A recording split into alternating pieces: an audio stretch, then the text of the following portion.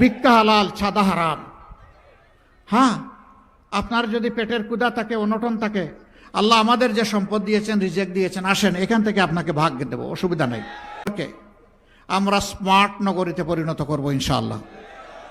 একটা স্মার্ট নগরীতে থাকবে উন্নত শিক্ষা, থাকবে উন্নত স্বাস্থ্যসেবা, থাকবে পরিচ্ছন্ন নগরী, থাকবে পরিবেশ বান্ধব একটা নগরী।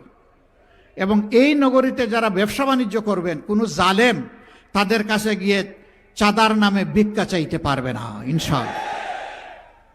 ওই হাত সেদিন অটোমেটিক্যালি অবশ হয়ে যাবে, কাউকে ছাড় দিয়ে কথা বলা হবে না।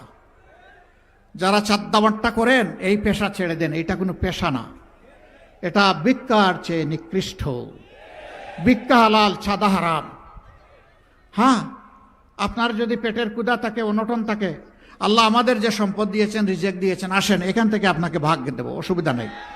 তারপরে ওই কাজটা ছেড়ে দেন, মানুষকে কষ্ট দেবেন না।